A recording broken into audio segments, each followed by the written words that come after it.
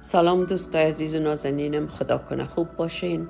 امروز روت بسیار خوشمزه و نرم براتون درست میکنم. خدا کنه خوشتان بیاید. مواد اولیه، اول مواد خمیر مایه را درست میکنیم که 2 قاشق غذاخوری شیر گرم اندازیم، همراهش 1 قاشق چای خوری خمیر مایه و نیم قاشق چای خوری بوره را میاندازیم و میگذاریمش کنار. 3 عدد تخم مرغ اضافه میکنیم، خوب هم میزنیم همراه میکسر برقی یا همزن دستی. بعدا 1 گیلاس شیر گرم اندازیم و نیم گیلاس هم ماست اضافه میکنیم.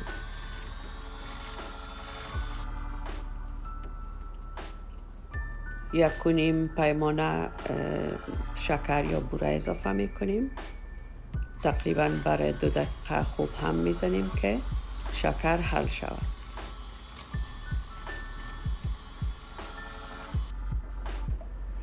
بعدا 1 پیمانه روغن اضافه میکنیم و مواد خمیر مایه را اضافه میکنیم.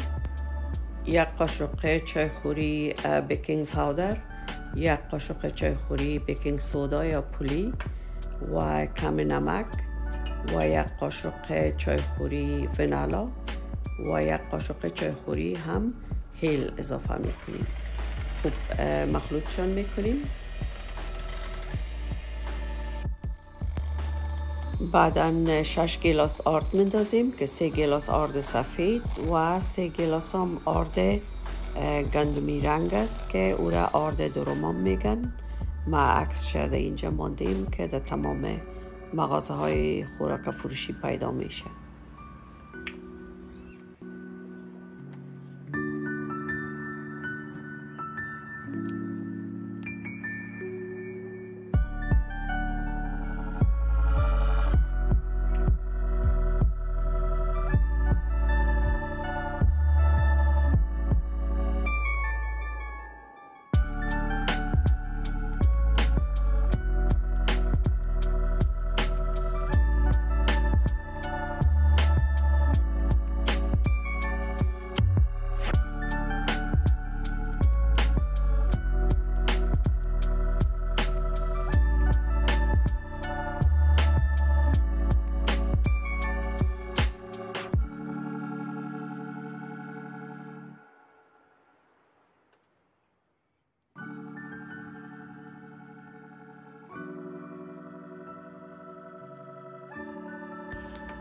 و خمیر میگذاریم، سرش پلاستیک میپوشانیم و میگذاریم برای 1 ساعت که برسه.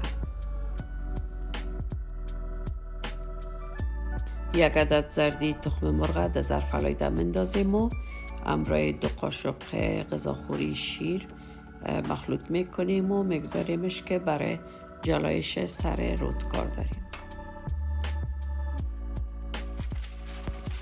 دوستای عزیز، اندازه پتنوس داشه همراه کاغذ که مخصوص داشه است این قسم نشانی میکنیم که تنها بتانیم خمیر در مو قسمت که نشانی کردیم تا اونمو قسمت هموار بسازیم و بسیار آسان است که دوباره در پتنوس بانیمش.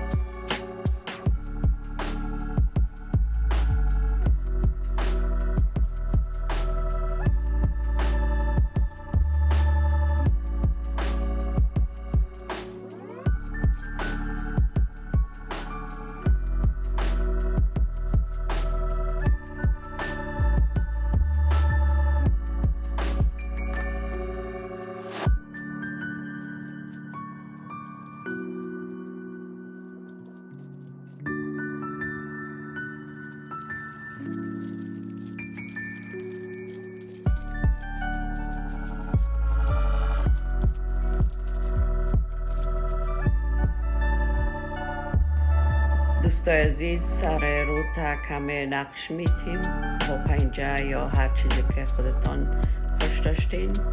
بعد از او امرای زردی تخم سرش برس میکنیم به خاطر جلایش سر روت و بعد از او هم با سیادانه و خاش سرش پاش میتیم میاندازیم و در داش میگذاریم به حرارت 350 درجه فارنهایت یا 176 درجه سانتیگراد برای 15 دقیقه میگذاریم که پخته شود. این روت زود پخته میشه، متوجه باشین که نسوزه.